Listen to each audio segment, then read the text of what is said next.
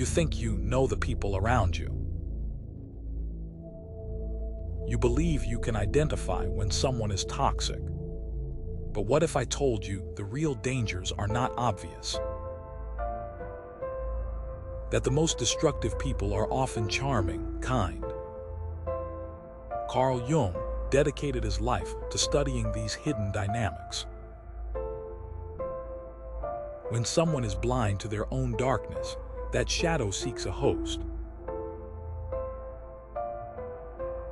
How many times have you felt drained after talking to someone? Jung called this projection, where others project what they refuse to see. You cease to be a person and become a symbol, a mirror. Meanwhile, you sink into a psychological field that isn't yours.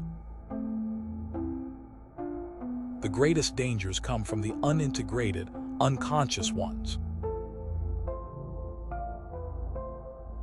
It infiltrates through small comments, veiled accusations, loaded silences. When you lose contact with your own reality, you become part of their shadow. We will expose the 6 types of people Jung identified.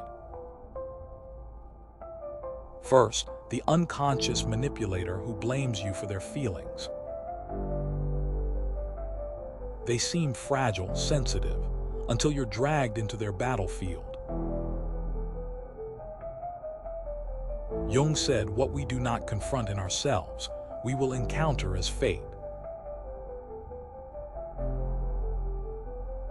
The unconscious manipulator uses you as a canvas for their internal conflicts. They position themselves as victims. Everything is someone else's fault. This distortion is so subtle that you start questioning yourself. Worse still, often these people are charming, charismatic. You think you can help them, but what you're doing is sacrificing yourself. Jung warns these patterns place us in symbolic roles: savior, enemy. The only protection is awareness, to recognize the patterns. Next, the bearer of the persona hides behind flawless masks. Not all danger comes from extreme behaviors, sometimes from what seems too perfect. When someone identifies too much with their persona, they disconnect from essence. The bearer of persona masters functional superficiality. Behind their curtain of control lies a soul in ruins. You feel something's wrong, but can't say what. Everything seems rehearsed. They expect you to perform, to fit in, to collaborate with the theater.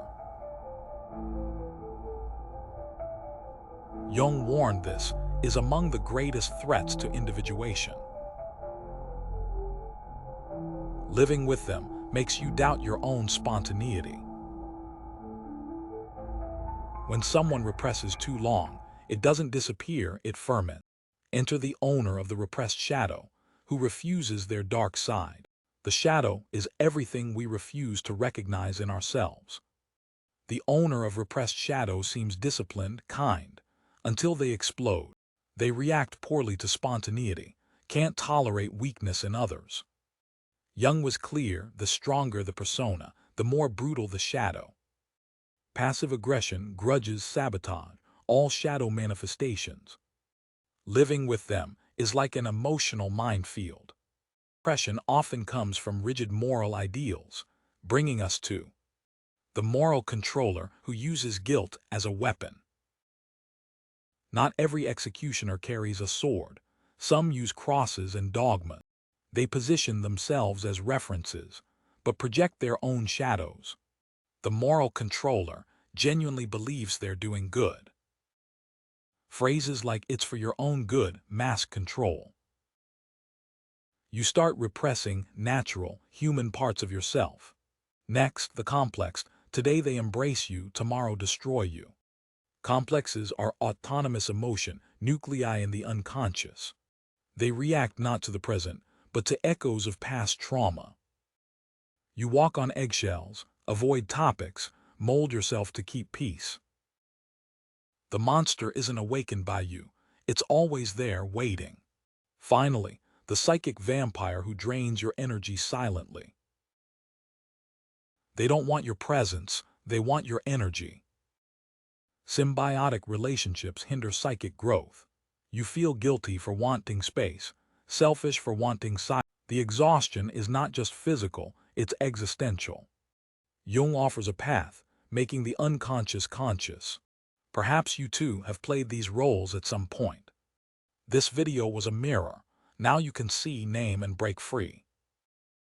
It's not about blaming others, but reclaiming your psychic sovereignty. If you've made it this far, you're ready to see differently. Now I want you to participate.